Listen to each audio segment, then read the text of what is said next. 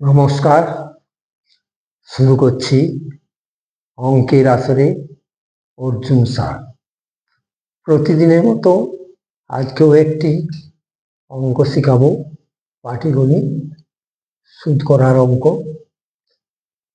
তারপরে একটি হোমিওপ্যাথি ওষুধে আশ্চর্যজনক টনিকের কথা নাম বলবো, যেটা ছাত্রছাত্রীবৃন্দ সবার ক্ষেত্রে খুব উপযোগী, বিশেষ করে মস্তিষ্কের উন্নতির জন্য, স্মৃতিশক্তি বাড়ানোর জন্য, হেলথ ভালো রাখার জন্য এরকম একটি হোমিওপ্যাথি টনিকের কথা আজকে বলবো এই অঙ্কটার শেষে। তার আগে বলছি, আপনারা সবাই আমার এই ইউটিউব চ্যানেলটি সাবস্ক্রাইব করবেন, আর ভিডিও শেষে লাইক ও শেয়ার করবেন, কমেন্ট করতেও ভুলবেন না। শুরু করছি অঙ্ক। তো দেখতে পাচ্ছি অঙ্কটা লেখাই আছে, বার্ষিক 6% সুদে 1954 সালে 5ই জানুয়ারি থেকে 31শে মে পর্যন্ত সময়ে 3500 টাকার সুদ কত হবে? আচ্ছা, 1954 সাল আজ, তো এটা দেখি লিপিয়ার কিনা। লিপিয়ার হলে কি হয়? ফেব্রুয়ারি মাস 29 দিনের হয়। লিপিয়ার কিনা দেখি, 4 দিয়ে ভাগ করতে হয়। 4 4 16, 3 35, 4 8 32, 3 34। তাহলে হচ্ছে না লিপিয়ার, 4 দিয়ে ভাগ করলে হচ্ছে না, ঠিক আছে, ভাগফল নিচ্ছে না, সেই জন্য এটা লিপিয়ার নয়। তাহলে মোট দিন সংখ্যা কত দাঁড়াচ্ছে? জানুয়ারি 5ই জানুয়ারি থেকে 31শে জানুয়ারি, জানুয়ারি মাস 31 দিনে, 30 দিনে তো হয় মার্চ সেপ্টেম্বর, সেই রূপ এপ্রিল জুন আর নভেম্বর, আর সব মাস হয় 31 দিনই, এই রূপে ইংরেজি মাস গণে। এই যে একটা শ্লোক আছে, সেই শ্লোকে আমরা পেয়ে যাই। তাহলে জানুয়ারি 31 দিনের হলে 5 দিন বাদ দিলে কত হচ্ছে? 26 দিন। মোট দিন সংখ্যাটা নির্ণয় করি। মোট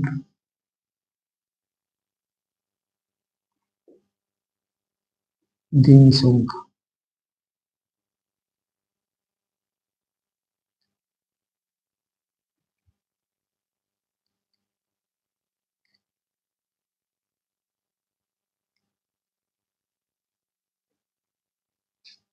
আমার কত? জানুয়ারি মাস, জানুয়ারি, ফেব্রুয়ারি,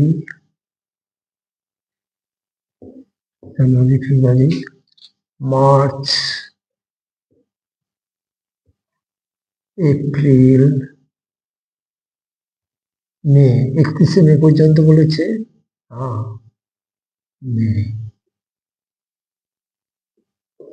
তাহলে জানুয়ারি আমাদের 26 দিনে, ফেব্রুয়ারি 28 দিনে, যেহেতু লিপিয়ার নয়, মার্চ, জানুয়ারি, ফেব্রুয়ারি, মার্চ 31 দিন, তারপর এটা 30 দিন, এগুলো যোগ করতে হবে। তারপরে মে, মে কত দিনে হবে? 31 দিন। এগুলো যোগ করো, যোগ করলে কি হয় দাঁড়ায়?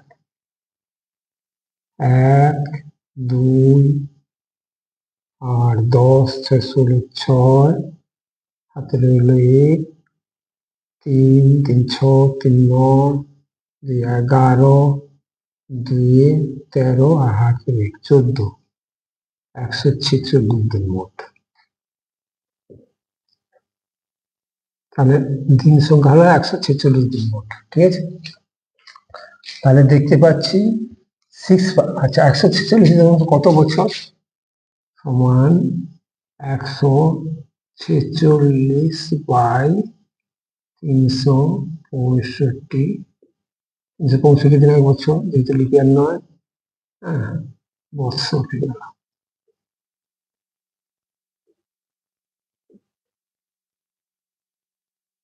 এত বৎসর। এটাকে কাটাকাটি করলে কত দাঁড়ায়?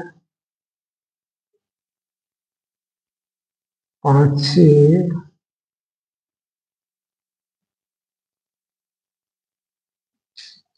কত এইভাবে কাটলে আগে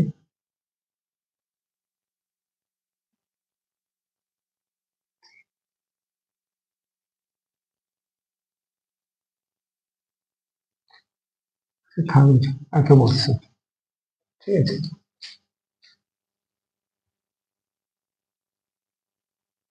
কাটাকাটি করতে হবে, ভালো।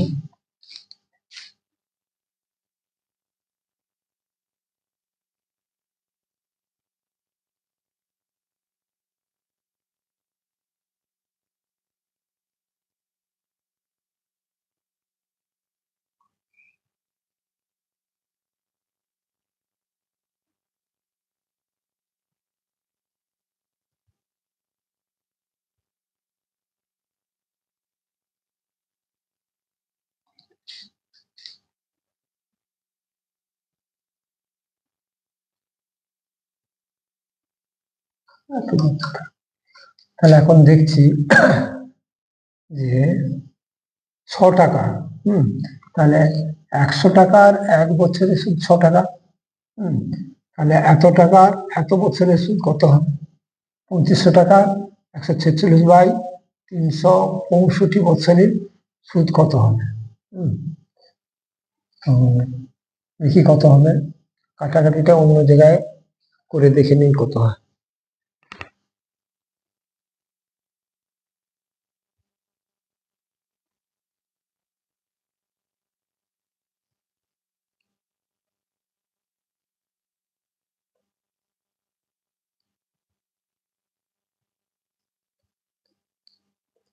দুইয়ের 5 বৎসর, 2-5 বৎসর,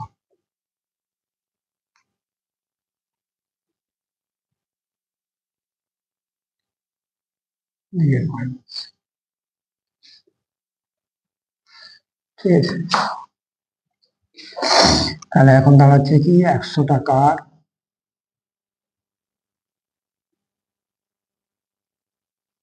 টাকার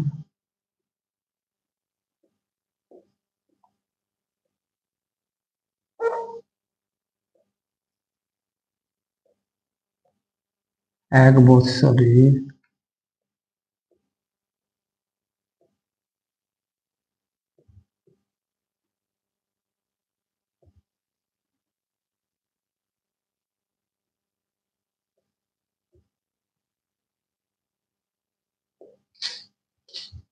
সুদ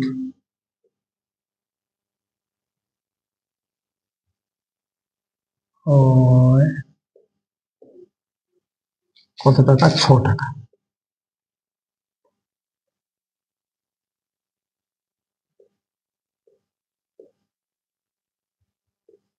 আচ্ছা, 1 টাকার 1 বছরের সুদ কত হবে?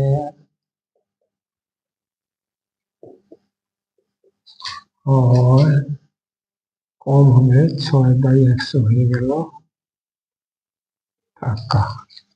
1 টাকা 2-5 বৎসরের সুদ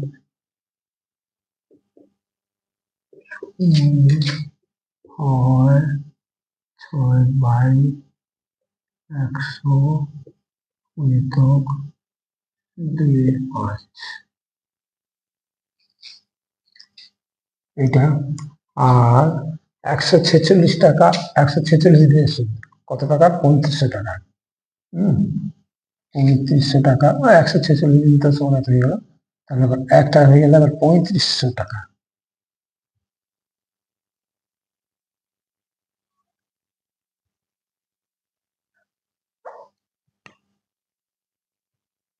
পঁয়ত্রিশশো টাকা, 3500 টাকা 2-5 বছরের সুদ কত হবে?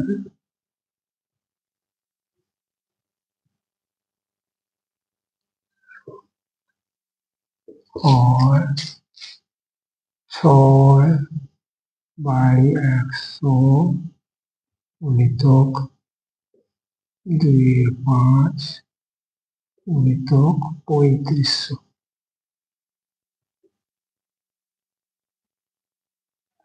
কাটাকাটি করো, দুটো শূন্য কেটে দাও। কেটে গেল। 6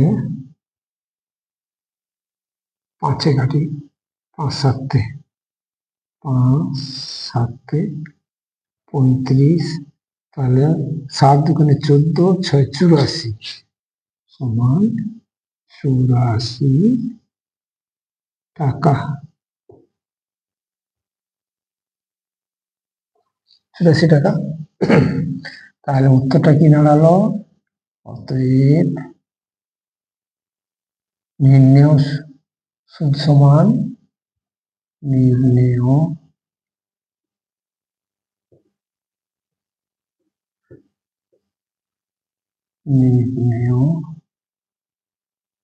সুদ সমান 84 টাকা।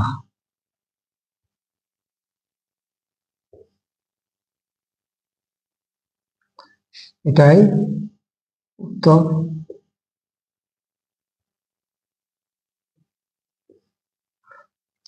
তাহলে কি দাঁড়ালো? বার্ষিক 6% সুদে 1954 সালের 5ই জানুয়ারি থেকে 31শে মে পর্যন্ত সময়ে 3500 টাকার সুদ কত হবে? না, নির্ণেয় সুদ হবে 84 টাকা। অঙ্কটা আবার প্রথম থেকে বলছি। 100 টাকার 1 বছরে সুদ হয় 6 টাকা। আচ্ছা, এখানে মোট দিন সংখ্যাটা বার করে নিয়েছি আগে। জানুয়ারি, ফেব্রুয়ারি, মার্চ, এপ্রিল, মে পর্যন্ত। জানুয়ারিতে 26 দিন, ফেব্রুয়ারি 28 দিন, মার্চের 31 দিন, আর এপ্রিলে 30 দিন, মে মাসের 31 দিন। এগুলো যোগ করতে মোট 146 দিন। 146 দিনটা বছরে দাঁড়ায় 2-5 বছর। ঠিক আছে, কাটাকাটি করে 100 টাকার 1 বছরে সুদ হয় 6 টাকা। 1 টাকার 1 বছরে সুদ হয় 6-100 টাকা। 1 টাকার 2-5 বছরে সুদ হয় 6-100 গুণিতক 2-5 টাকা। 3500 টাকার 2-5 বছরে সুদ হয় 6-100 গুণিতক 2-5 গুণিতক 3500, কাটাকাটি করতে 84 টাকা হলো। তাহলে নির্ণয় সুদটা কত হলো? 84 টাকা। এটাই অঙ্কের উত্তর। এবারে যেটা বলছিলাম যে একটা হোমিওপ্যাথি টনিকের কথা আমি বলবো, লিখে দেবো এখানে। তো সেই টনিকটা দারুণ কাজ করে। হোমিওপ্যাথির অনেক রকম ওষুধ দিয়ে কম্পোজিশন করে টনিকটা বানানো হয়। আর এটা ছাত্রছাত্রী থেকে বৃদ্ধ, মানে ছেলে থেকে বৃদ্ধ বয়স পর্যন্ত সকলে খুব খুব কাজে লাগে। টনিকটার নাম আমি এখন লিখছি, হোমিওপ্যাথি টনিক ব্রেন মোটো। ব্রেন মোটো, হোমিওপ্যাথি টনিক ওষুধ ব্রেন মোটো।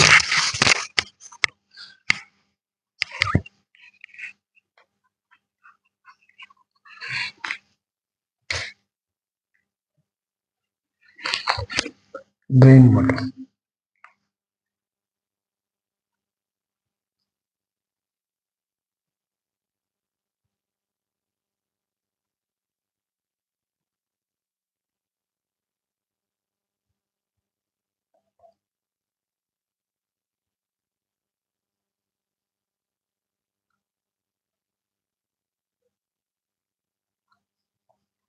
ব্রেন মোটোই হোমিওপ্যাথি ওষুধ। এটা একরকম টনিকও বলা যায়। এই টনিকটা খেয়ে রাখলে দেখবেন ছাত্রছাত্রীদের শুধু নয়, বৃদ্ধকালেও, বৃদ্ধ বয়সের লোকেদেরও এই টনিকটা কাজ দেবে, একদম মন্ত্রের মতো কাজ দেয়।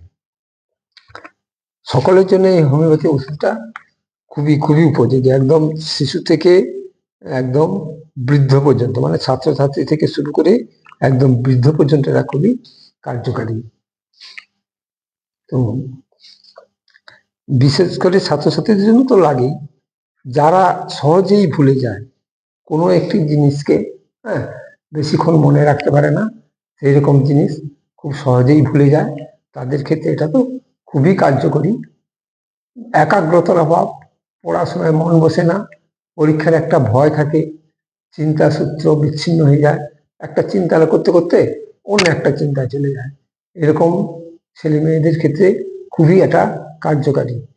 সর্বদা চাপের মুখে ভেঙে যায়। ধরো পড়ার সময় একটা চাপ থাকে, ভেঙে পড়ে, আমার আর পড়াশোনা হবে না, কি হবে, পরীক্ষা কি হবে, আমি পারবো না বলে অনেকে আবার পরীক্ষাও বন্ধও করে দেয়।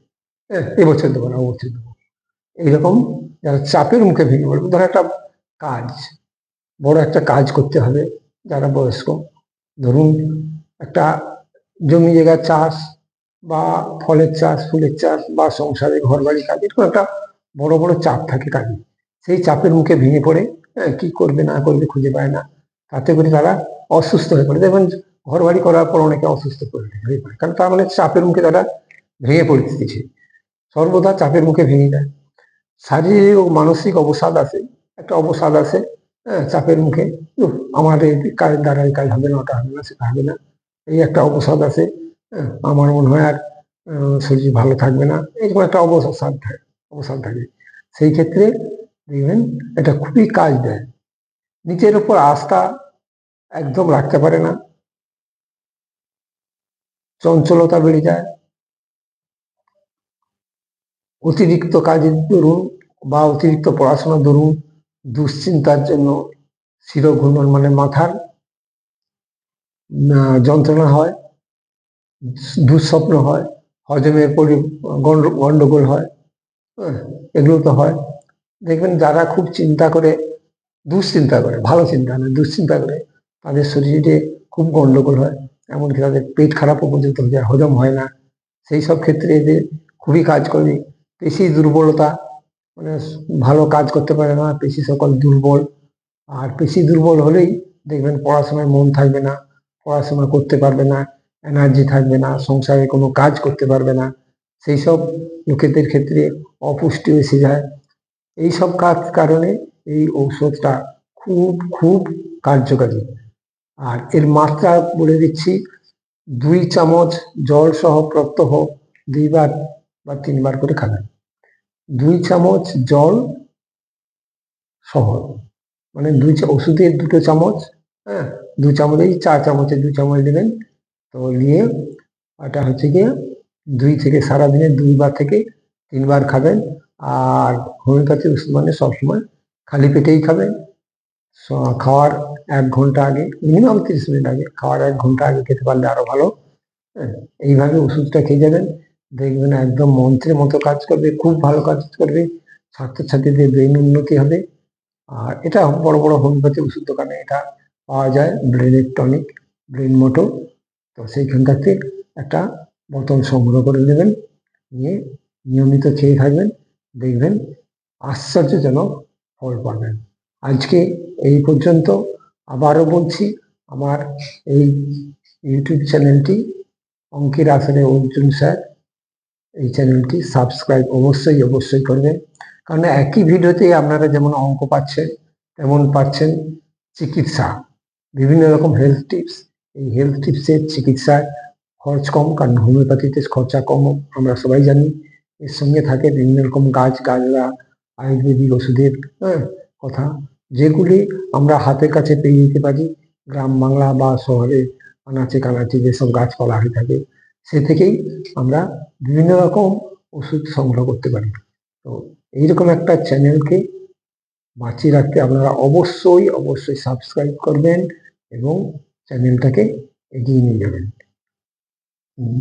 ধন্যবাদ, আজকে এই পর্যন্ত।